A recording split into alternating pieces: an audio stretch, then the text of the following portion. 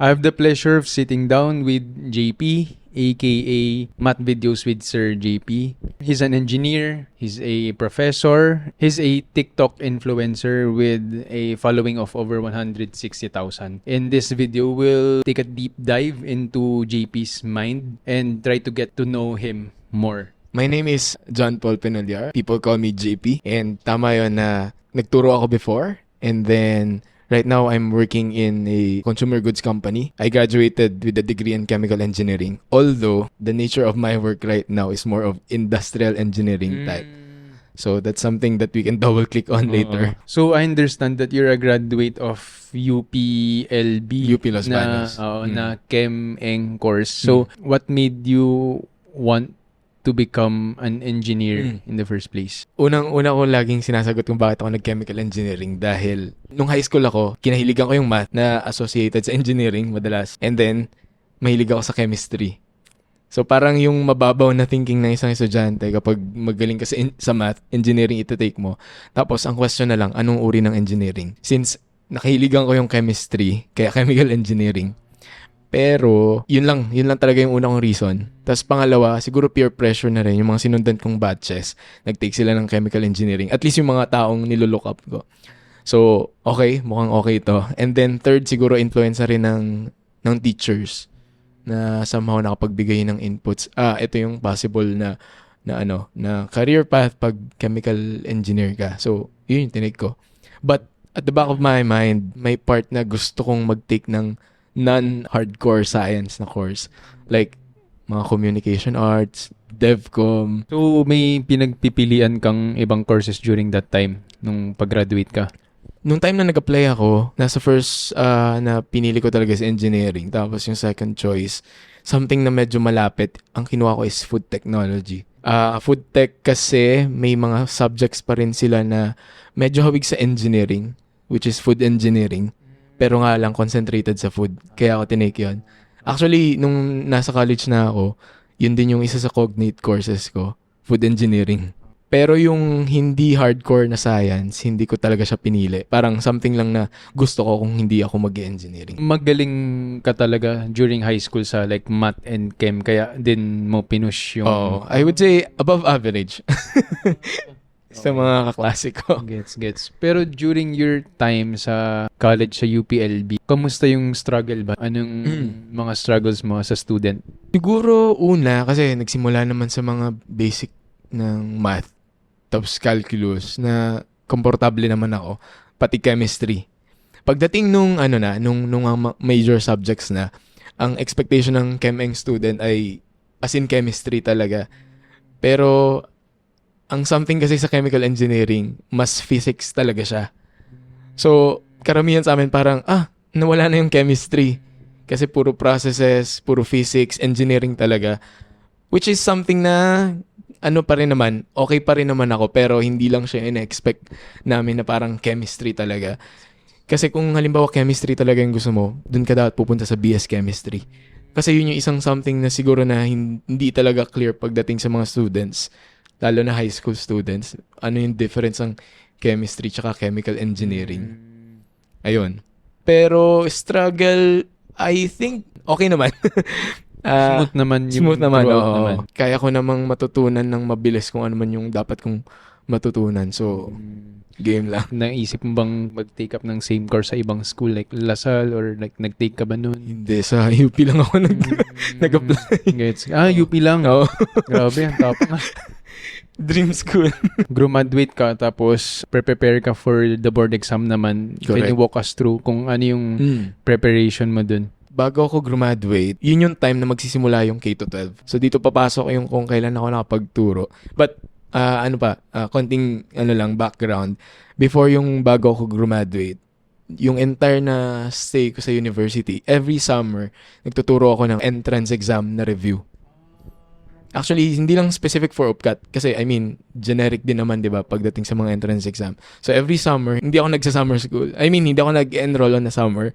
Nagtuturo ako ng estudyante, ng mga high school students para sa kanilang entrance exam. So anong nangyari, nung pag-graduate na ako ng college, yun yung time na magsisimula yung K-12. Tapos yung school na pinanggalingan ko nung high school, kailangan din nila ng mga professor. And kulang din sila. Kasi, syempre, bago yung curriculum, di ba? Tapos, kailangan maraming adjustments. Time na yon, iniisip ko kasi bago, habang nagre-review ako, magkaroon sana ng side income. Nag-iisip na ako kung ano mang hahanapin ko. And nagkataon na nag-reach out sila sa akin, baka pwede akong magturo. Kasi actually from time to time, kasi dun din naman ako nagtuturo ng college entrance exam review every summer. Pero buti piniyagan ka na kahit na magturo. di ba undergrad ka pa nun? Oo. Pero I think, kasi nga, graduate ako nung school na yon, tapos kilala na nila ako. Halimbawa, minsan may mga math quiz bee. Ipapatawag nila ako para lang ma-coach yung mga bata. So, kumbaga may ganung relationship, kaya hindi naman na siya naging concern nung magtuturo ako sa kanila. So, nakagraduate ako, but on this, pagdating ng Monday to Friday, nagtuturo ako ng senior high. Tapos Saturday, Sunday, doon ako nagre-review. So, nagtuturo ako sa Laguna, and then pupunta ako ng Manila for review on Saturday, Sunday. Ayun. So, nagturo ako for 2 sems. Yun. Kasi yung boards na tinake ko is November. Tapos, natapos yung sem, siguro mga So, sumunod na year, siguro mga May, June, ganun. So, sakto na, sabi ko, nakapasa na ako ng boards. Gusto ko na magtrabaho sa industry. Syempre, para ma-practice yung profession. Meron akong nakuhang trabaho by Feb. Nung Feb na yon, ang nangyayari sa akin, yung weekdays, nagtatrabaho ako, pero yung weekends, nagtuturo naman ako. Sabi ko, sige, tatapusin ko lang to hanggang matapos yung SEM. Pero hindi ko to kayang i-sustain kasi nakakapagod. Nag-decide ako noon na, okay, ito na yung huling SEM. Tapos magpo-focus na ako dun sa work ko sa industry. Pero hindi pa ito yung current work ko. Bali, yung first work ko kasi sa petroleum company. Nasa planta ng langis. Pero 5 months lang ako doon. As graduate of Chem-Eng, kasi hindi kasi kami familiar kung anong possible na pwedeng puntahan. Pwedeng puntahan as graduate. Unang-una na, syempre, nandyan yung academe. Yung mga gustong magturo. Tapos, ang usual path nun is madalas involved sila sa mga research and development. Specific to UP Los Baños, nandun din kasi yung ERI. Parang Rice Research, parang Research Institute siya. Actually, yung thesis ko, doon ko din ginawa. Kung meron mang mga developments, ganyan, madalas engage yung ERI. Tapos, may mga projects na funded, ganyan. Halimbawa, gustong mag-academe, yung iba, napupunta doon, nagre-research, tapos eventually, nagte-take ng masters, ng PhD hanggang sa magturo. So, number 1, academe. Talaga. Second is, na pinakamalaki is yung related sa petroleum ng mga companies. Pagdating kasi sa ganyang industry, Shell, Petron, Chevron, and the likes, lahat ng processes pagdating dun sa planta, yun din mismo yung inaaral namin sa college talaga. Yung mga inaaral namin sa laboratories, iba't ibang process, nandun talaga siya. Yun din yung reason kung bakit nung time na nagtrabaho ako, excited ako na mapunta dito sa petroleum company na to. Kasi yun talaga inaaral ko. So imaginein mo lang na ginawa nyo yung exercise sa lab. Pagdating mo dun sa company na yun, as in bigger scale na siya. So talagang inaral mo siya. Ganon. Ang mga iba pang pwedeng puntahan, wastewater, pwede rin. Kasi mga wastewater, mga treatment plants, may mga chemical engineers din doon. Pwede ka rin pumunta sa pharmaceuticals. Anything na merong process, anything na may planta, merong chemical engineer. You can think of it as, halimbawa, simpleng pag-create ng perfume. Yung BS chemist, pwedeng silang gagawa nun on a lab scale. Gagawa sila ng mga, formulation, ganyan. Kapag gusto mo na i-produce in a larger, scale, industrial scale, doon na pumapasok yung chemical engineering. Kasi anong mga equipment, mga reactors yung kailangan mo para makapag-mass produce ng isang product. Maraming industries, but yun yung common. Oil, petroleum, pharmaceuticals, food, meron din, ganun. Technically, all over the place pa rin siya. Pero hindi lang, parang behind the scenes kasi. Tapos siguro yung isa pang common ay yung mga design company. Pag sinabi namang design company, basically, magpo-put up ka pa lang halimbawa ng planta. So, kapag nagpo-put up ng planta, doon ka nagde-design ng mga equipment, yung mga nakikita nyong malalaking tangke. So, sinusukat yon, anong uri ng materialis yung gagamitin. Aside from chemical engineering na graduate, pwede rin yung mga mech-eng. Ang alam ko, inaaral din nila yun mga design. Kung gusto mo ng mga technical, gagawa kayo ng mismong planta. Ito naman, parang halimbawa, may project with a client, ganun. So, magpo-put up ng planta tapos may ka-work ka na electrical, civil.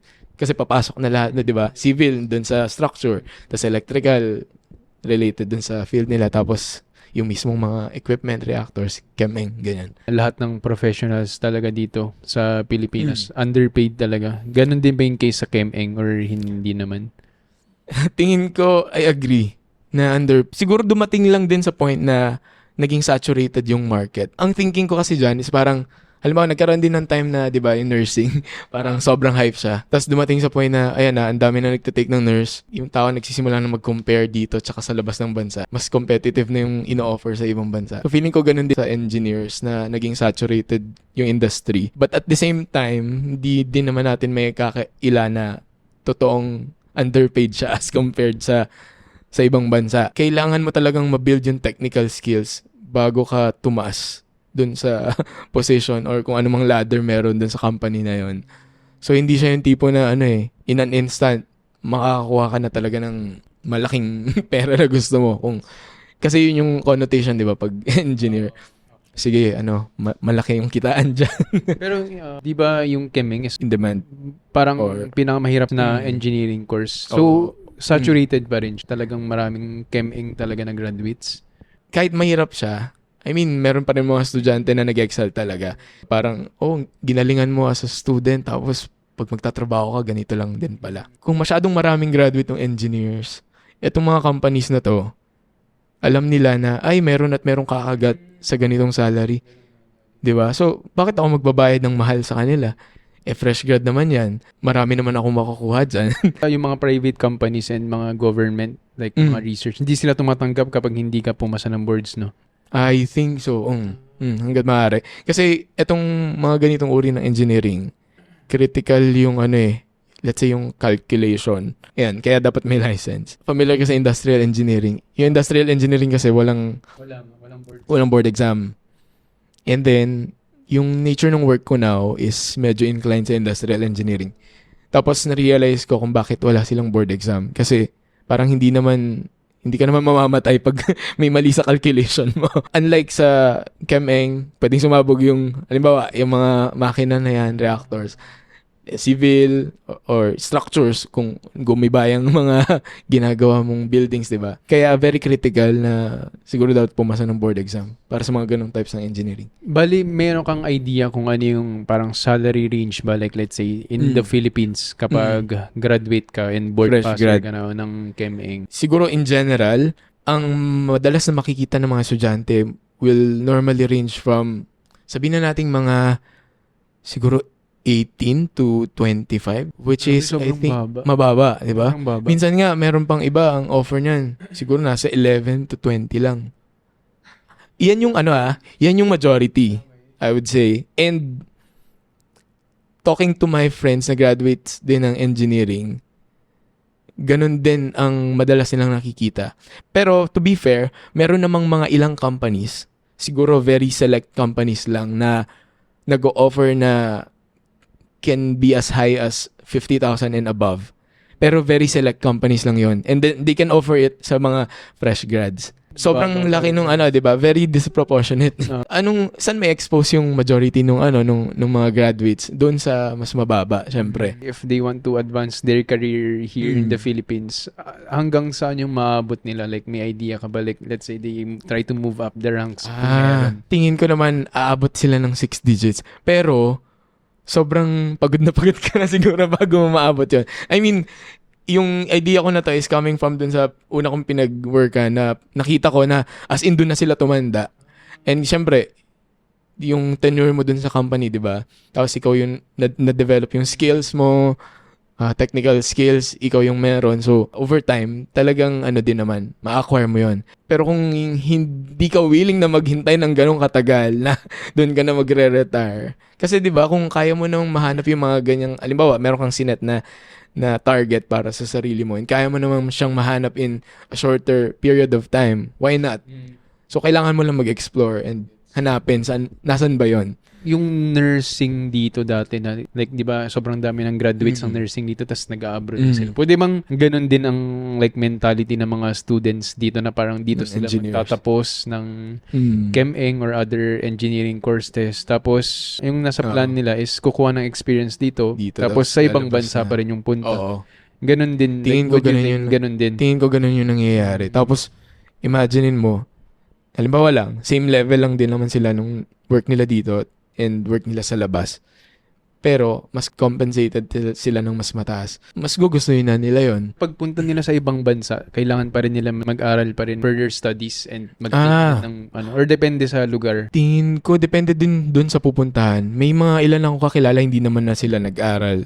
In terms of ranks, hindi yun yung mataas na rank. 'Di ba? Parang nandun ka sa medyo, sabihin natin, gitna, pababa. Pero, nakukuha nila siguro kung ano yung salary na gusto nila. Ang alam ko dun sa license dito sa Philippines ay hindi siya, kumbaga, hindi siya acknowledge sa ibang bansa. Parang ganun. Hindi lang ako updated na kung meron ng bagong mga regulation na okay, accredited na siya ng ganito. Let's say, yung range ng salary dito sa Pilipinas, tapos kung sa abroad, doing the same task. Doing the same Kung task? ilang multiple yung pinag-uusapan natin. Sabi mo na, kung halimbawa, fresh grad yung ganun, na binanggit kong numbers kanina. Hindi, pero syempre kailangan may technical, may skills experience ka ka na eh. Siguro times 3. Safe na yun. Oh. Right. Na, I mean, safe na para maging attractive para dun sa isang, sa isang tao, para i-grab yung opportunity na yun. Ang nangyari naman sa timeline ng career path mo naman is, after you graduate, first company mo is Petroleum company. 5 For 5 months only. lang. Bago ako ma-regular doon. Okay. Tinawagan na ako nitong second company. So nag-a-apply ka na rin, tumitingin ka rin sa iba nun? Actually, siguro nung 3rd month ko doon sa petroleum company, doon ko na isip na parang nung culture dito sa company na to. Maybe number 1 culture, and then probably second in terms of kung paano ako nag-aspire to move in terms of career growth, di ba? Feeling ko hindi ko siya nakikita sa company na yon. Kaya ako nag-decide na, sige, titingin na ako ng iba. And then, itong company na pinuntahan ko ngayon, alam ko kasi yung mga kaklase ko nung college, nagtatrabaho din sila. So, sige, tingin na ako. Tapos, pagdating nung siguro 5th month, doon na sila nag-schedule ng interview sa akin. So, walang learning. May learning ka rin doon? Doon sa first company? Sa first company. Meron naman. And kung mas technical na chemical engineering na work, nakita ko naman yun doon. Okay. Yung second nilipatan mo? Yung second company ko ngayon is a consumer goods company. Yung nature ng work ko is industrial engineering. Pero bakit ko din siya grinab? Dahil meron ding planta yung company. Anytime na gustuhin kong mag-technical, tingin ko pwede ko rin naman yun i-ask na punta ako sa planta tapos magpaka-technical ulit ako. So, kumbaga may option din. So, hindi rin naman totally mako-close yung so, technical yung second aspect. company mo hanggang ngayon, dito ka pa rin? Oo. Na ako? 6 years na ako. Dito sa tagal. second company na to. Okay. So, gumagawa kami ng sabon, shampoo. So, di ba ngayon naka-base ka sa Singapore? Oo. So, can you walk us through kung ano yung nangyari sa parang sa setup na yan? Paano ako na pupunta doon? Like doon, anong ginagawa mo? Like dito, like anong the whole thing? Yung second company is, again, consumer goods company. And then, merong concept ng supply chain. When we say supply chain, para ma-gets ng viewers natin is, basically, from the time na ma-ideate yung isang product, and then ma-produce hanggang sa maibenta sa customer, hanggang sa mapunta sa ating mga consumers na gumagamit.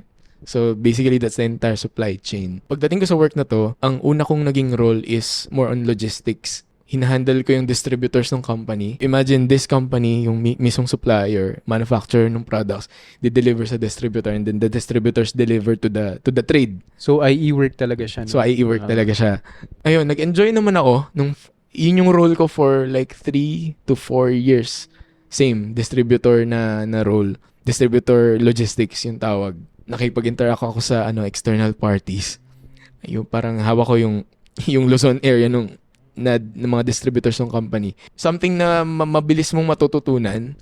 Tapos kung kaya mong makipag-usap sa tao, build enough relationship with them, everything follows na. Yung mismong movement ng products, inventory, paano nila minamanage yung inventory sa warehouse, mga ganyan. So, more of overlooking or like gumagawa ka rin ng bagong calculations? Siguro calculation, but medyo minimal. Okay. But ang katrabaho ko dun sa distributor is yung supply chain manager nila.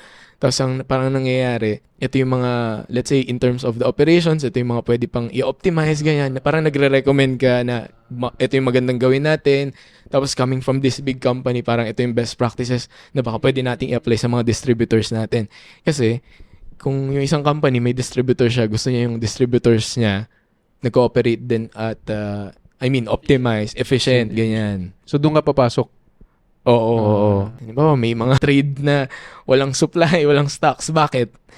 Hindi ba sila nakakapag-order ng tama sa company namin para makapag-replenish sila ng products nila? Or may mali sa system nila? Yung mga ganyan. Kasi syempre... Medyo business na rin siya. So business na... May business touch talaga. Yun yung first role ko. Tapos nag-iiba-iba lang ako ng accounts. Napunta ako minsan ng e-commerce din. So may mga naka-work din ako dun sa Lazada before. And then yung mga nagsusupply sa Shopee.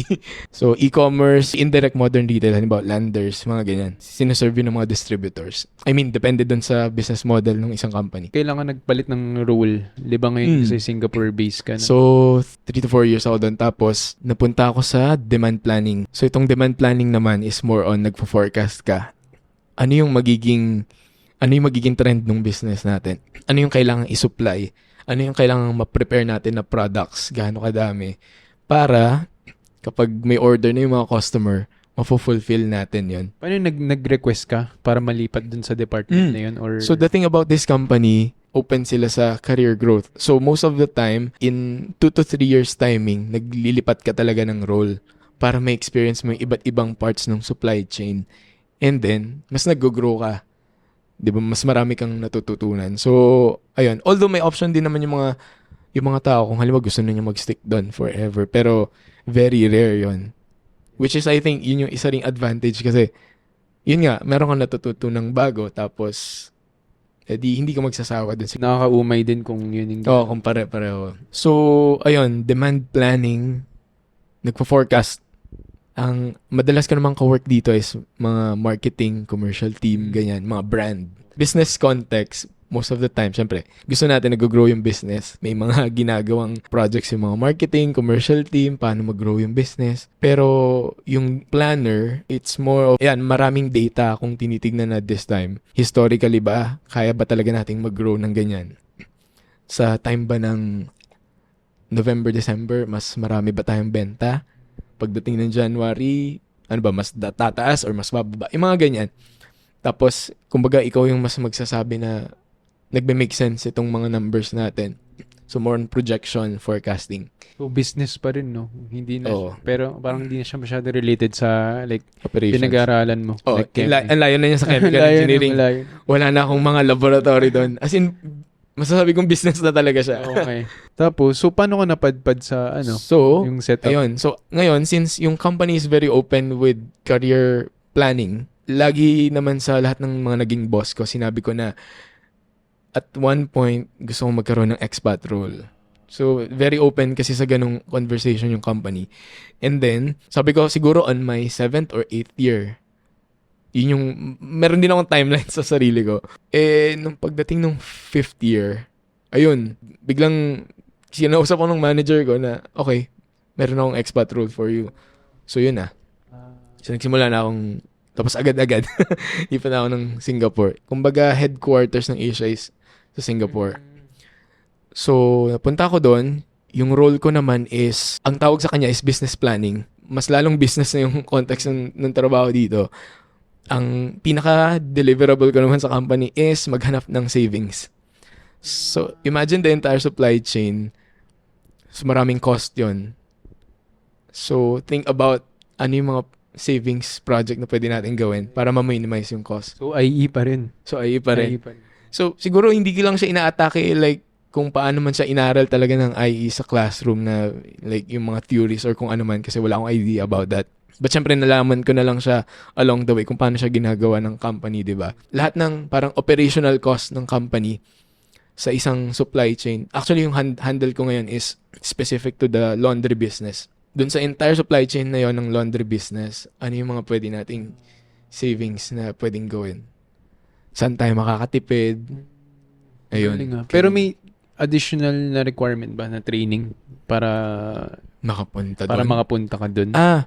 Kasi since itong company na to is a multinational company, ang practice niya rin is talaga na meron silang masend na expat and then eventually mag-learn doon tapos ma-acquire yung kung ano man skill set na kailangan and then pagbalik mo dito, eventually matuturo mo din siya doon sa mga nandito. At least mas magiging valuable kung paano ka mag-i-input sa total team, business context, ganyan. So, long term ka na dito sa company. Sa company na to, 6 years in. tignan natin. So, na-mention mo kanina na sa Singapore ka naka-base.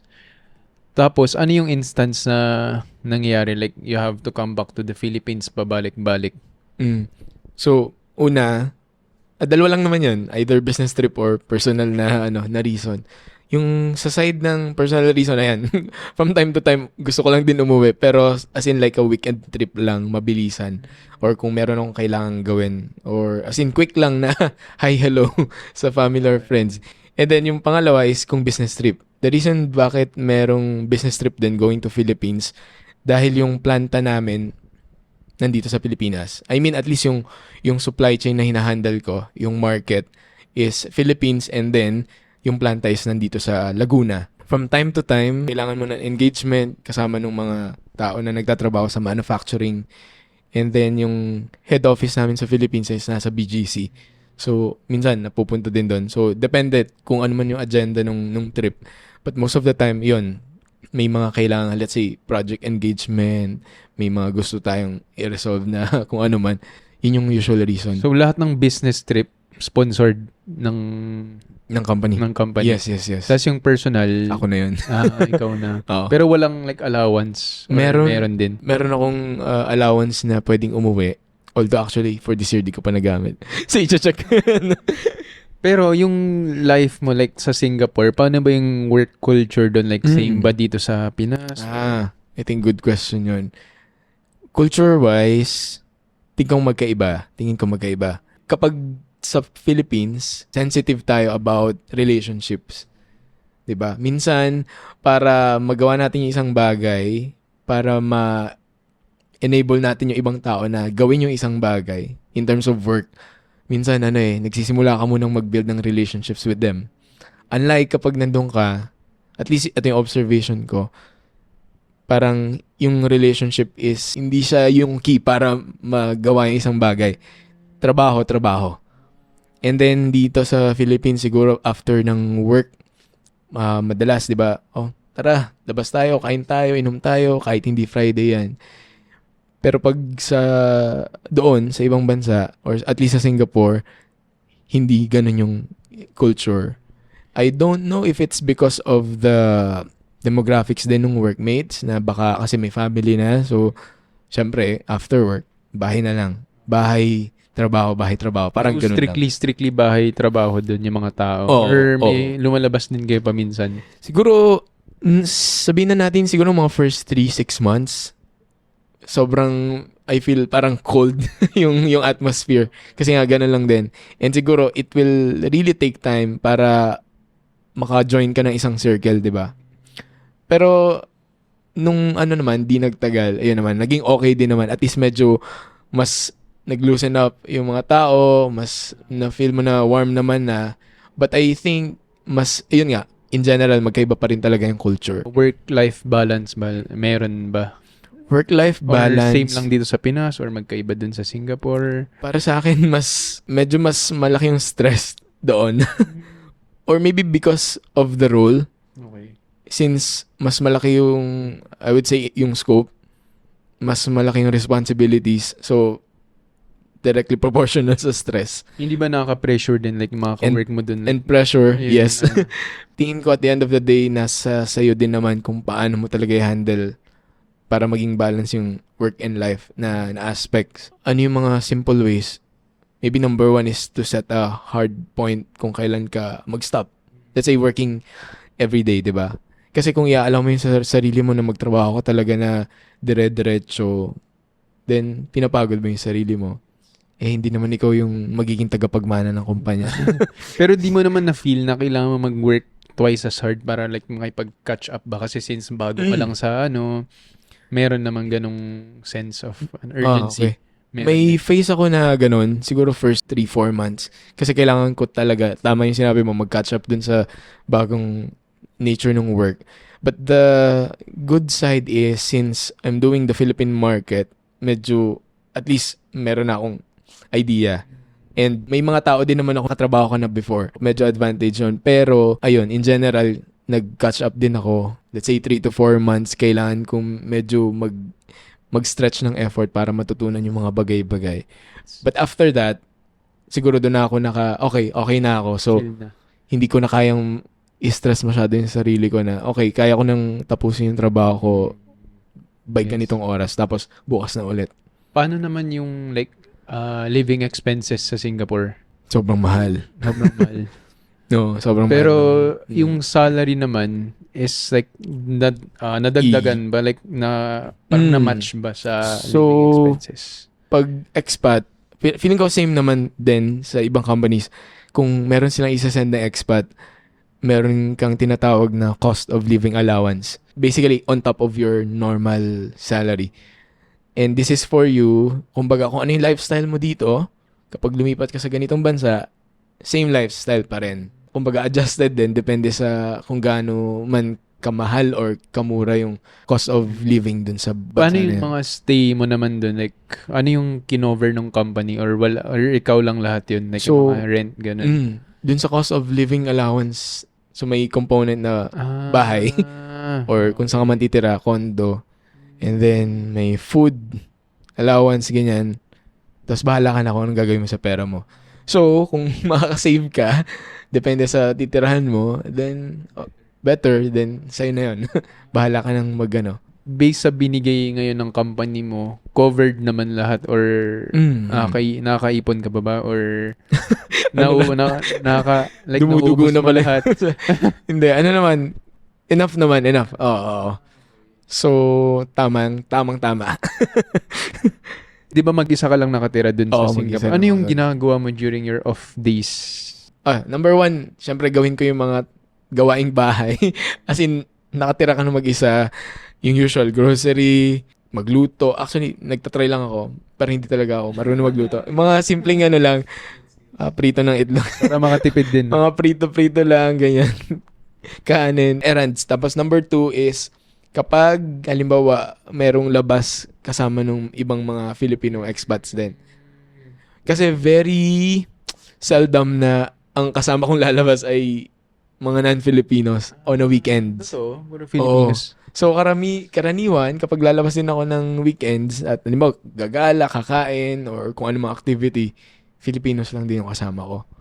Paano yun? Like, same company? Or Same company. Same marami. Company. So, marami din. So, marami pala din kayo. namang expat na nandun. So, halimbawa sa supply chain na department, sabi mo mga 3 kayo, 5, ganyan. Tapos, brand, marketing, meron din doon. So, minsan nagsasama-sama lang din kami. So, technically, di naman kayo parang nalalone. Hindi naman. Okay. So, ayun, basta bumuo ka lang ng circle mo and then magkakaroon ka naman ng support system.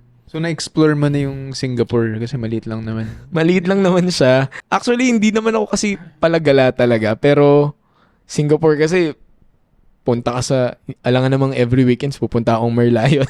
Siyempre, hindi. Lagi ako nakatambal doon. Every weekend. Kumbaga yung mga normal tourist spots na punta ko na, tapos okay na. Magtatanong na lang ako sa mga workmates ko na, halimbawa, meron pa bang pwedeng puntahan na mga hindi ganun kakilalang lugar. Okay. Pero usually food trip. Maraming kainan. Ayun, kasi pero kung halimbawa galaan, parang hindi masyado. Karaniwan sa mga nasa Singapore or yung mga Singaporeans mismo, babakasyon sila, lalabas talaga sila ng bansa. Pero yung place na kung saan ka nakatira and sa company, like, ano yung nagko-commute ka ba? Ano yung... Nakatira ako sobrang lapit din sa sobrang lapit So, lang. imaginein mo na lang nasa BGC lang din ako tapos nandun lang din yung building. So, Sobrang naglalakad lapit lang lang. ako. So, very convenient kasi, di ba, na MRT lang. Before, parang meron akong nakita na place na parang 2 MRT stations away from the office. Tapos sobrang convenient niya kasi pag labas ko ng condo, tawid lang, MRT na. Tapos nung kukunin ko na yung place na yon, sabi nung agent, may nag-offer na mas mataas. So, yun yung kinuha nung landlord. Okay, tapos binigyan ako ng another offer na, meron akong alam dito sa lugar na to. Tapos sabi ko, sakto po dyan yung office ko din, malapit. Tapos mas malaki pa, tapos mas mura. Kinuha ko na. Ayun, so everyday naglalakad lang ako pa office. Sobrang convenient. During your stay sa Singapore, on your free time, dun ka rin gumagawa ng mga TikTok videos mo. Oo. Sabi nga nila, paano mo ginagawa yan?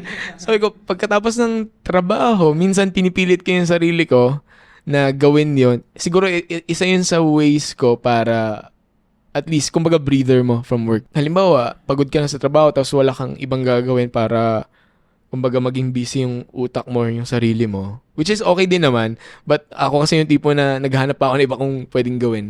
So, ifo-force ko yung sarili ko na after ng work, siguro makagawa ako ng short na content sa TikTok. Ayun nga, pag weekends, tatry ko din mag-edit ng kung ano-ano. Ayun, para at least meron akong pagkakaabalahan. When you first arrived sa Singapore, ano yung pinaka na culture shock sa'yo in terms of like, kahit hindi naman sa work, like in Hindi man general? work. Yung outside work na culture shock, siguro in general, feeling ko mas may mga auntie na masusungit. Yung parang kapag bibili ka, hindi ko alam kung siguro because of the language din. Siyempre, kailangan mag-adjust din ng pandinig ko, kumbaga ano yung sinasabi. Second, ano naman, to be fair, nagkaroon ng mga instances na sobrang okay sila pagdating sa customer service. Siguro medyo nagko-contrast yung sinabi ko. Siguro kapag halimbawa mga establishments like banks, nung like one time nung nagse-set up ako nung account, ganyan. Sobrang accommodating tapos very convenient. Yun nga, customer service sobrang okay. Sobrang bilis and efficient. Kapag halimbawa pupunta ako sa mga local na stores, doon ko na-experience yung parang sungit naman nung ibang mga nagtitinda, ganyan. Tapos, sinabi rin sa akin yun ng mga workmates ko na, okay lang yan, masungit talaga si auntie. Pero wala namang problema sa language, no? Wala namang barrier. Wala naman, kasi, eventually nakapag-adjust naman yung pandinig ko. Yung nabanggit ko about work kanina, siguro yun lang. Okay. Kung meron ng akong pinaka-shock, yun lang siguro na parang pagtrabaho lang. The way they communicate things, walang personalan. Actually, yun din yung isa sa mindset ko nung papunta ako na doon. Na parang, okay, yung mga makakatrabaho ko, nothing personal or nothing against me kapag meron silang sinabi, di ba? Puro trabaho lang, which is yun talaga nga. Corporate term siguro parang straight talk. Dito kasi sa Philippines parang gagawan mo ng paraan para masabi mo tong isang bagay na to pero hindi dapat masasaktan yung damdamin ng katrabaho mo. May ganung Pero doon, kung ano yung dapat masabihin, sabihin mo lang. Wala akong pake kung maging sensitive ka or hindi. no hard feelings. Oo, ganun. Siguro culture nga lang din talaga natin yan bilang Filipinos. Ano yung mas gusto mong Para sa akin. Para sa'yo? Siguro kung nasa Pilipinas ako, di yung Filipino. Pero kasi ang advantage din nun, ang napansin ko is mas madami kang nagagawa ng mas mabilis. Right. Kasi wala na tayong drama-drama. Gawin na lang natin to. No BS. And then, to be fair, pagkatapos ng trabaho, friends pa rin naman kayo. Okay pa rin naman. Yun nga, dito sa Philippines kasi nga, since relationship building talaga tayo, minsan cost yun ng delay, minsan cost din naman na mas mapabilis. Di ba minsan, kung halimbawa, kaibigan naman tayo, baka mas madali mo siyang ma-influence na gawin yung isang trabaho, parang ganyan. Pero siguro kung trabaho lang yung iisipin mo, baka nga mas tama na work lang talaga to. Yung presence naman ng OpenAI, ChatGPT, view mo on that, nakakatulong ba siya in terms of your work? Ginagamit mo ba siya? Or like in engineering overall, like useful ba siya? Sa akin, in terms of work, hindi ko pa talaga siya ginamit. Pero meron kaming internal na parang gano'n, ChatGPT. So, kumbaga designed within the company. Hindi ko pa siya ganun ginagamit. Ang alam ko, yung mga taga-brand marketing siguro ginagamit nila. Ewan ko kung paano nila ginagamit. Okay. Basta designed siya within the company. And then, in general, siguro engineering, there will be tasks or roles na talagang kayang palitan ng AI. Kasi tingin ko yung mga companies especially the big companies, di ba? Parang ang goal din naman yan is syempre dapat nakakasabay ka dun sa kung ano man yung advancement ng technology. That's one. And then second, kung meron silang way para i-optimize yung cost nila Gets. with the help of technology, investment, pero in the long run, mataas pa rin yung returns, di ba? Mas helpful pa rin sa pera ng kumpanya. Then, leaning towards sila dun. So, may impact sa dun sa mga sa mga tao. Pero sa chem-eng side ba, like, may personal touch ba na involved na hindi ma-replace ng AI in your experience? Kung chem-eng, kasi hindi naman na talaga Oh, chem-eng yung ginagawa ko. Pero siguro yung mismong pagpunta dun sa planta, sobrang wild na lang kung robot na yung pupunta dun para pero may ilang like, let's say, sa Yeah. work mo ngayon, meron bang in your mind na maraming pwedeng palitan ng AI pagdating sa nature nung job ng supply chain. Simpleng planning pa lang. Eventually, dadating siguro sa point na touchless na yung pagpa-plan ng mga companies. Dapat eventually yung AI, kumbaga mas in-depth na yung knowledge niya. Then, yung mga patterns, trends, kaya niya i-forecast yun. 'Di ba? So, hindi mo na kailangan ng tao. Siguro, kung merong ka pa ring tao doon na i-assign, mas konti. 'Di ba? 'Di ba? Minimal na touch na lang. Yung mga something na hindi talaga kayang makita ng AI. Pero tingin ko in general, yung mga companies talagang sila leaning towards how to leverage AI and syempre whatever advancement meron sa technology. Siguro side note na lang for everyone, right? You have to make sure na dapat yung sarili mo is nag-upskill ka from time to time. Kasi hindi mo alam yung trabaho mo, baka mamaya kaya ka ng palitan ng robot, 'di ba? So, saan ka pupunta? Dapat ready ka, 'di ba, na okay, meron pa rin akong something na kayang gawin na hindi kayang palitan ng AI or ng robot para valuable ka pa rin doon sa company. kailangan may personal touch talaga. Yun yung Correct. nire-recommend talaga. Sa mga videos mo, hindi kasi masyadong familiar sa K-12 setup, pero maraming kasing controversial issues ang dinadaanan ko yung page mo. Can you give us a rough like overall background kung ano yung nagiging problema sa K-12 natin sa Pilipinas? Ayun nga, nagturo ako for like maybe 2 sems. So, kumbaga may background, quick parang overview lang nung context ng K-12. But basically, merong iba't ibang strands na kung saan pwedeng mag-enroll yung estudyante. Yung mga common ay parang may academic strands, tapos may iba pang strands na non-academic, parang ganyan. Tapos halimbawa, academic strands, you have the general curriculum, o parang GAS yung tawag nila. Tapos may ABM, which is related to accountancy, Yung business. GAS is science? Science ba yun? Or Mas generic siya eh. Mas general na something. ano yung nung GAS? Ano yung Yung parang path nun. Madalas nasa GAS yung mga hindi pa sure sa buhay nila. Okay. Kasi so may ABM ka, dito yung mga gusto accountancy, business Yun yung related. familiar ako, Oo. ABM. Tapos Okay. merong STEM, Science and Technology. So Okay. usually dito yung mga engineering na gusto, hardcore science. Tapos may HUMS, parang humanities. So, yan, ganyan yung nature. Kung hindi ka sure dun sa tatlo, doon ka pumunta sa GAS. Parang yun yung ginagawa ng estudyante. Okay. So, yung GAS, ano yung Parang general academic strand yata yung meaning nun, kung hindi ako nagkakamali. May mga subjects na nandun din naman, parang kinuha yata sa ibang strands. Kasi nga, generic siya. Pero kung mas gusto mo ng focus, halimbawa, system, nandyan yung mga magte-take ng calculus, basic calculus 1 and 2. Pero kung nasa GAS ka, hindi mo pa iti-take siguro yung mas higher na calculus. Kasi, general lang naman eh. Okay. Tapos, kung halimbawa nasa HUMS ka, posibleng hindi ka magte-take ng ganun na calculus.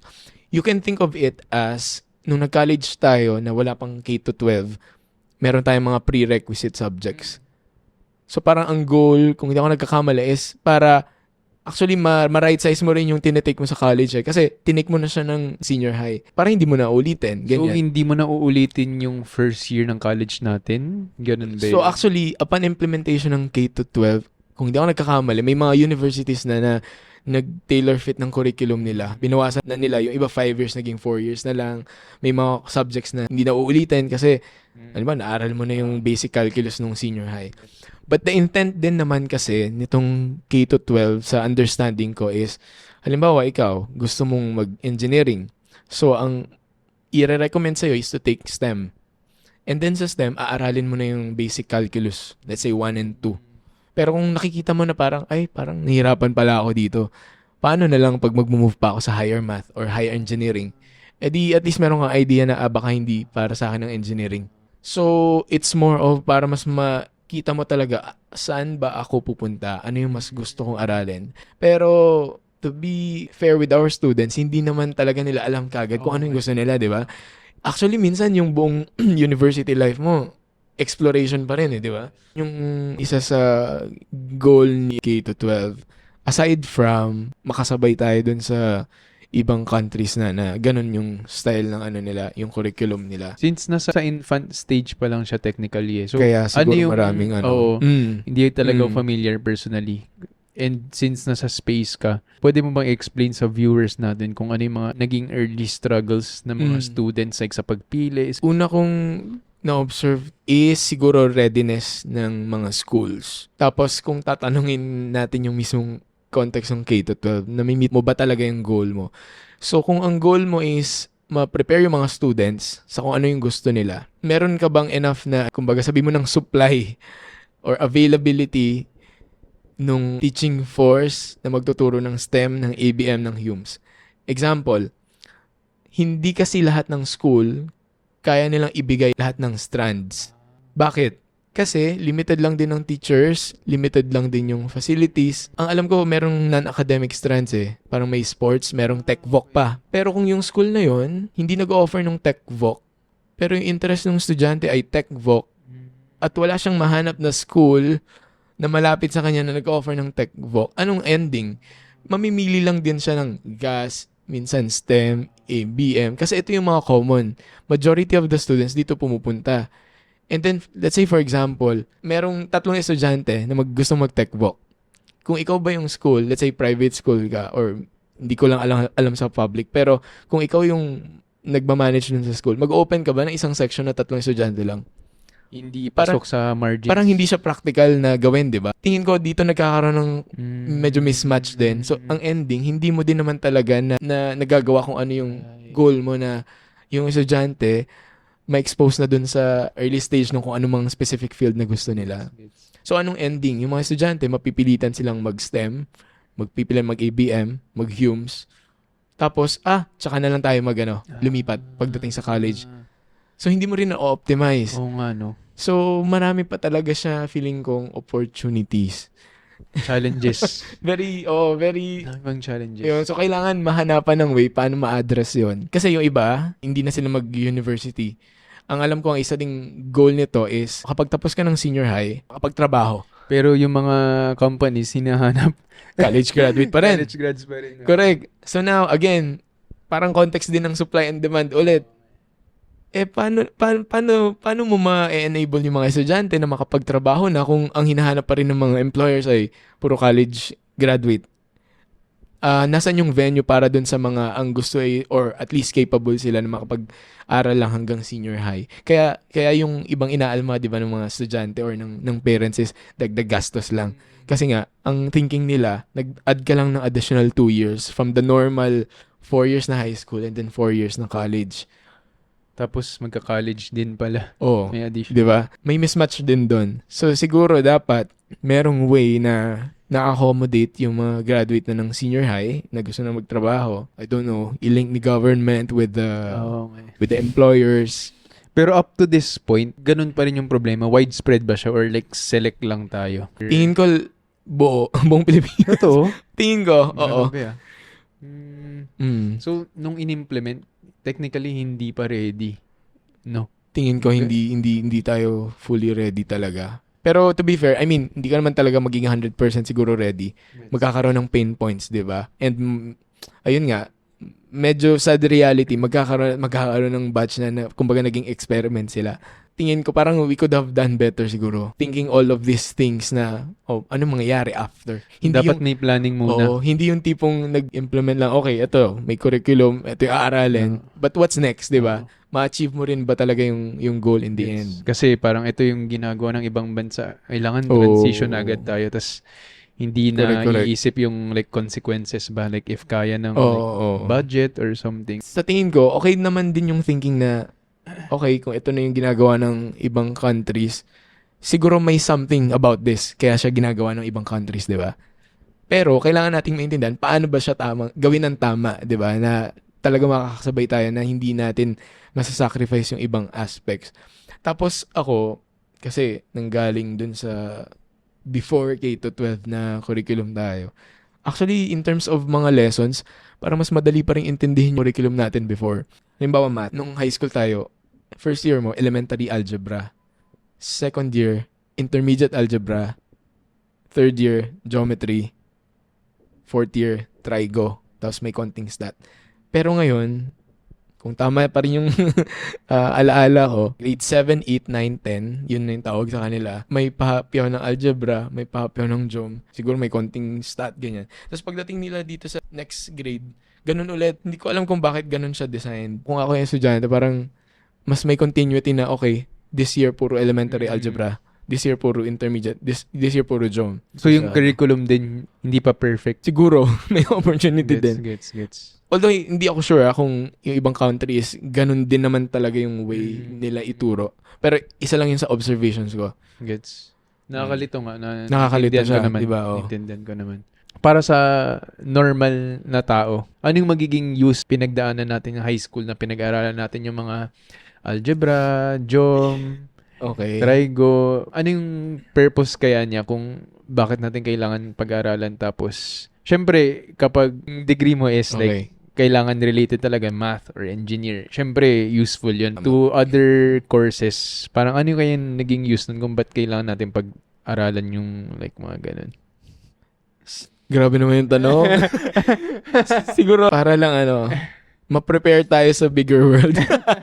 Pero, to be honest, hindi mo talaga magagamit lahat ng inaral mo sa school. Day-to-day na life natin, di ba? Totoo naman. Ang thinking ko kasi dyan, okay, junior high, mag-aaral ka ng mga fundamentals. Number one, totoo naman na-exercise yung the way you think, how you solve problems. I think yun yung mas gist talaga. But yung technicalities, pagkuha ng roots na equation, square root, or kung ano mga functions yan, hindi mo naman talaga yan magagamit sa buhay mo unless mapunta ka sa field na ganun talaga yung mga pinag-aaralan or kailangan, di ba? Yun yung sa phase na kung bakit natin inaaral yung mga fundamentals. And then, ilink ko na rin sa K-12. Pagdating mo ng K-12, hindi na lahat forced na aralin yung calculus. Kasi kung mag-ABM ka or mag-UMS ka, di ba? Kailangan mo pa ba ng higher level ng calculus? Hindi na. So, eto, medyo nagme-make sense siya kung paano natin dinedesign, di ba? Gets. Nga sabi ng high school teacher ko dati, nung nagtuturo siya ng algebra, sabi niya more of tinetrain lang yung critical thinking. Oo. Sa mga yung hindi mo way magagamit talaga. kung paano mo i-approach yung problem. Alam mo, pagdating sa work din, hindi naman siya yung tipong By the book. by the book na kind of problem, di ba? Pero it's how paano mo i-gather yung data na kailangan mo para ma-solve mo yung isang problem. Yun talaga yung tinuturo sa atin nun. Para isang estudyante, no choice, kailangan may ipasa yung subject mo for now. Siguro kung hindi man with flying colors, di ba, the minimum, paano ka nagpa-process ng mga bagay-bagay, yun yung magiging ma-appreciate mo siya later in life. Tapos, Actually. yun, yung mga basic na math, elementary math, siguro, mas guaranteed ko na magagamit mo naman yan, di ba? Useful yan. Simpleng discount, percentage, fraction, odd. Sure na yun. Split. Although may splitwise na ngayon. So, mas madali nang maghati ng bayaran. Pero yan yung mga fundamentals na sure naman tayong nagagamit. It's a study made by PISA. Yung students daw ng Philippines is still among the lowest scorers daw in reading, Nakita math, ko nga and science. Pero covering 690,000 students from 81 countries. Diba? Tapos nasa baba tayo. We are about the same since 2018. So, the study was made during 2022. Well, number one, nakita ko rin yun and nakakalungkot kung ganun yung totoong status. Kung totoo to, pero rank third to the last tayo. Siguro to be fair, tingin ko malaking impact yung pandemic. Nasa online classes, tapos pagdating sa mga elementary na hindi ganun ka sa technology, parang dinadala ng mga parents yung kung ano may mga sinagutan sa school. Sa bahay, dadalhin sa school. Ganun yung nangyayari. Number one kong thought is more on link to the effects of pandemic. Siguro yung iba mag-agree din na tingin ko bumaba talaga yung quality ng education during the pandemic. Ano ba naman talagang matutunan ng isang estudyante kung yung magulang yung sumasagot? 'Di ba sabi nga nung yung ibang post, yung mga magulang yung first honor, ganyan. So, tingin ko na sacrifice talaga yung quality ng education para sa, lalo na sa mga bata. Pagdating nga sa mga matatanda, di ba, high school or college na, sabi mo nang dapat mas mature silang mag-isip, pero ganun pa din, masasacrifice pa rin because of the condition nung time ng pandemic. So, tingin ko link siya dun. And then second, siguro even prior to pandemic, although I don't know kung ano man yung data nila prior to pandemic, siguro may opportunity pa rin talaga tayo. Maybe we can think of it as, ayun, may opportunity pa, then let's leverage kung ano man yung mga platforms na meron tayo. With the likes of TikTok na pwede silang matuto in a minute, ganyan, di ba? Kaya doon ako nakiki-epal sa estudyante. Minsan nga may nagko-comment, ay, naintindihan ko, less than 3 minutes lang, dito na lang ako, sir. Sabi ko, uy, mag-aral ka pa rin. supplement lang to. Parang ganyan. So, you're doing your part din talaga na para makatulong sa mga iba. Yes. Kasi yung context ng pagtuturo ko, yun nga dati, doon lang yun sa school namin. Tapos yun nga, yung tinuturuan ko kung may entrance exam.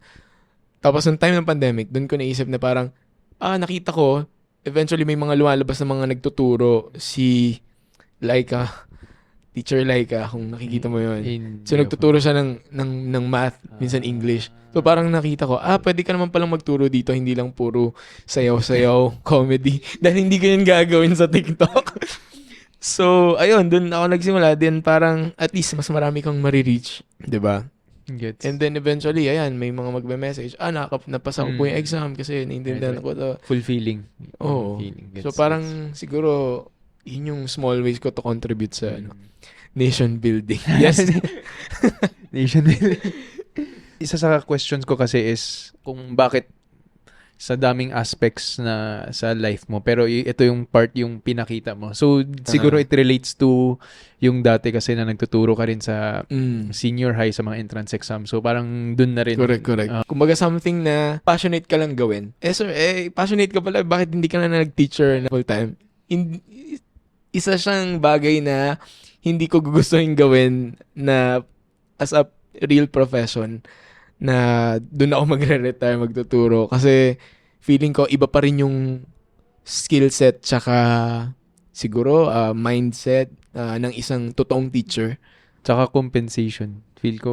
Tsaka yon, isa rin yon, which is a sad reality right now. Na that's why may opportunity kung paano natin bibigyan ng tamang compensation yung mga teachers natin, di ba? So imagine, di ba, yung mga teachers natin nakapag-graduate sila ng iba't ibang profession. Sobrang genuine nung kung ano man yung care na binibigay nila sa students. So siguro, yun yung something na hindi ko kayang gawin.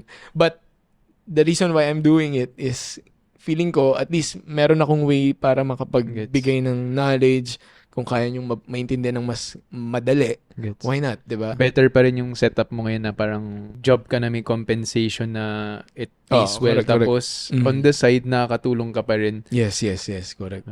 Sa experience mo sa pagtuturo dati, like sa mga senior high, tama ba? High school students sa pag-entrance exam. Kapag may napansin kang student na mahina sa math, ano kaya yung usually reason kung bakit mahina? Like, you're asking on the context na nagre-review for entrance exam or in general din naman? Math in general. Like, kasi, like in my case kasi, let's say, sa GEOM, mahina ako. Tapos sa Trigo, okay naman. Tapos sa algebra, magaling. Kasi parang ang approach ko is kapag gets ko siya. Okay, pag hindi talaga. Like, hirap talaga ako. So, parang extremes ba? Like, walang in-between. Tingin ko, may iba-iba lang talagang strengths. Kasi nung nagturo ako, nag-handle ako ng 5 sections. And kung paano siya design dito sa Philippines is section 1, 2, 3, 4, 5. Yung mga fast learners yung nasa section 1. So, na-handle ko yung nasa section 5. And siguro dito ko na-experience yung sobrang lala na tipong papasok ako isang araw, hindi sila gumawa ng assignment, merong natutulog sa likuran, may kumakain. Sobrang hindi sila interested na matuto. But, ang nakita ko, nandito sa section na to yung pinakamagaling mag-drawing sa buong school. Nandito yung magaling sa photography. Nandito yung magaling magluto. Minsan nga may nagtanong pa, sir, gusto mo magdala ako ng pagkain? O yun, una, na talagang may iba-iba lang talaga silang strengths. As a teacher, although, yun nga, hindi naman ako tulad ng teacher na iba na, as in, legit na licensed teacher. Siguro, sabihin na nating approach as an educator is, paano mo sa kanila ipapaintindi na at least the basic, yung fundamental, siguro, maintindihan. So, ang ginagawa ko talaga pag ganun is, yung pinakasimpleng problem lang, maintindihan lang, pero gagawin ko yung effort ko para mapa-explain talaga. Lucky enough, nagigets naman nila. Magets lang nila yung pinaka-basic problem for that topic or that subject ng math. Happy na ako. So you think it's more of like sa proper way of teaching the technique?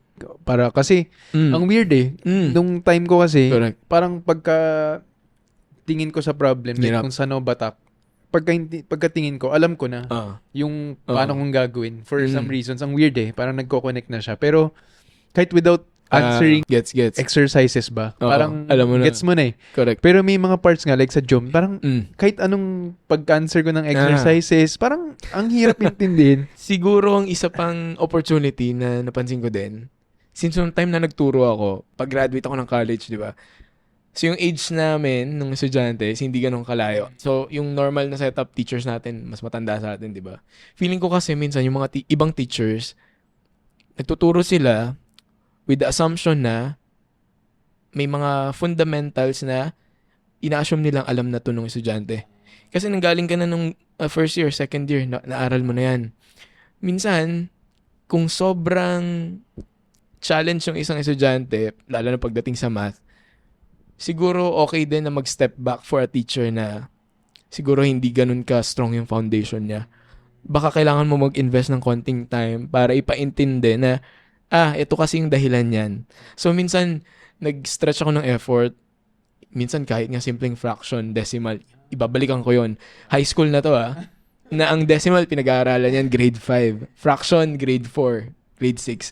So, yung mga ganong simpleng bagay na feeling ko din kasi kung medyo matanda na yung teacher na ganun yung assumption, which is, to be fair, yun naman talaga dapat. Kasi di ba nakapasa ka so dapat alam mo. Pero the reality is, hindi talaga. Hindi nila alam lahat.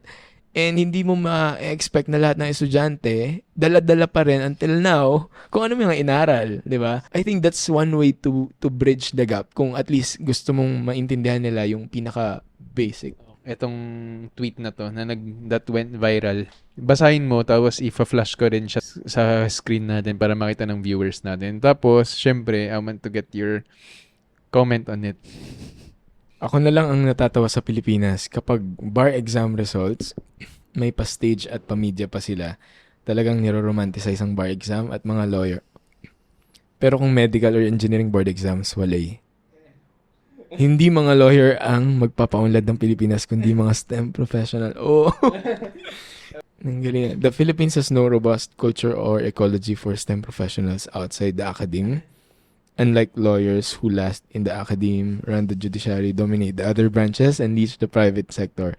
That is so because law is highly esteemed, glorified, and romanticized. So, since, ayun, kaya ako pinakita sa'yo kasi syempre, nasa STEM, ka rin. Siguro, syempre, mix reactions kasi siguro, from the people. Yung sinabi niya na highly romanticized, dahil nga ang thinking niya is, yun nga, may media, di ba? Pero meron naman talaga. Meron naman talaga, di ba? Meron naman talaga. I think, totoo naman. And then, pero, para sa akin, wala namang masama dun. Okay. Siguro, depende yun sa perspective nung tao kung mamasamain niya yung may media na exposure pagdating sa ganun. Baka gusto niya, meron ding media pag lumabas yung engineering. Ang dami kasing engineering, so baka maubusan na tayo. Walang budget. Pero kung ang concern niya is more of paano yung exposure on STEM, kailan lang ba nagkaroon ng K-12? Recently lang. Recently lang din nagkaroon ng structure about this context of STEM and other strands. And tama naman siya, siguro may mga aspects na nakakatulong yung mga magiging graduates ng STEM because it's engineering, di ba? Nation building. advancement, nation building. I mean, malaki din yung contribution, to be fair. Siguro nandun pa lang tayo sa nagbi-build pa lang din naman ng foundation in the context of STEM. Siguro na Sino viral ba to? lang yung tweet kasi siguro parang in a way ina-attack na yung Inatak na yung law profession law. na parang kailangan pag Oo. pumasa. Syempre mahirap din naman pumasa. And Totoo. pero Yun din yung reason kung bakit siguro talaga siya may media exposure pa. Baka high blood lang yung nag-post. may nag-comment rin na parang the bar exam falls under the jurisdiction of the Supreme Court kasi and not the PRC. So, Parang kumbaga it's up to them. Oo. Diba? Kung So paano doon ka din nila- magreklamo daw sa Tama. PRC kung ba't Siguro nga, tama. And hindi ko alam kung anong history nung kung paano nyo ba pinapakita yung results niyan. Baka kasi naging culture na din siya na ganyan na siya ginagawa even ever before. since kasi. Kasi isipin mo kung yung PRC is ganun din ginagawa, di walang kaso. Ang way naman ni PRC is pinupost na sa website, ganyan. Oo. Tingin ko, baka nag-top notcher to tapos hindi lang siya napakita on media. Sabi niya, hindi daw naman mga lawyers ang magpapaunlad ng Pilipinas kundi mga STEM professionals. I think nagdi-disagree naman ako kasi it's a collective effort at the end of the day. We have our different functions sa community, 'di ba? Kahit naman meron kang pinakamatalinong engineer diyan, nagagawa ng building, magagawa ng planta, pinakamagaling na accountant.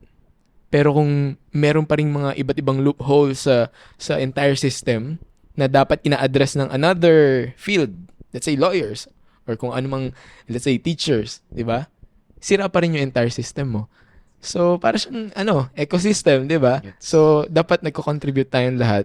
Kung ano yung, saan tayo magaling, saan tayo marunong, doon tayo makialam, doon tayo mag-contribute. So, it's not dependent on one or two professions only. It's maayos na sagot. Media trained. Yes, ang Miss Universe. So, you did an interview ba yun? Or parang segment with Job Street. So, can you walk us through naman dun? Okay. So, yung sa Job Street, nag-host ako ng parang video series. May nag-contact lang sa akin and then they learned na, yung mga content ko is about, math. Tapos, from time to time kasi nagbibigay na rin ako ng parang student tips, ganyan. And then the context of this Job Street video na series nila is more on parang career tips sa mga gustong mag-apply ng trabaho. Ayun, minessage ako and then from Singapore to Philippines, lumipad ako para mag-shoot for 1 day. Actually, dapat 2 days yun. 6 episodes. For some reason, na-squeeze to 1 day.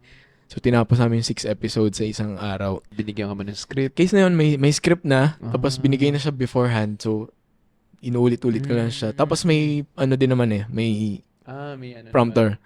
So, babasahin ko na lang. First time ko yun na parang legit na setup. As in, everything provided. Even the damit, papalit pa. Hair and makeup, may ganyan pa. Full blown talaga. Oo. Ano, in-invite ka lang or may parang compensation involved? So for this one, meron meron. involved. Nice, So nice. I mean, nag-ask din naman sila ng rate, ganyan. Okay. So ito yung isa sa mga naging opportunities mo Correct. since na naging TikTok influencer ka. Parang ganun. So, may mga ibang instance. One time, merong isang brand ng calculator na nag-approach din sa akin before. Ito during pandemic to. So, tapos parang yung contract is like 3 months, 4 months. Nagagawa lang ako ng problems, nandun yung calculator. So, Tinuloy mo. Meron. tinapos ko naman. tinapos Tinapos ko mo. yung contract. Nice. So, okay din yun. Nice. Nagkaroon din ng isa pang instance. So, ilan sa mga, sabihin na natin at least mga nabukas na opportunities ay merong app, may math app na from US. Tapos, gumawa kasi sila ng TikTok account sa iba't ibang bansa para i-highlight yung app na yun. Yung app na yun kasi, anong nangyayari, halimbawa, susulat mo yung problem sa papel, tapos pipicturean mo, scan mo, lalabas na yung sagot. Parang alam ko yun parang nakita ko yun. Tapos, syempre may mga taong nandun or siguro kung may system sila na kaya nang basahin kung maayos na may pagkakasulat, masasolve na. Ayun, so, ganun din. Parang may ilang months na gumagawa ako ng video sa kanila. Nice. Binibigyan nila ako ng compensation. Solid. Hope you guys enjoyed this interview with JP. Till our next guest, I hope you gained some insights on this interview and sana makatulong yung mga advices niya sa kung ano mang pinagdadaanan nyo ngayon. Until the next episode.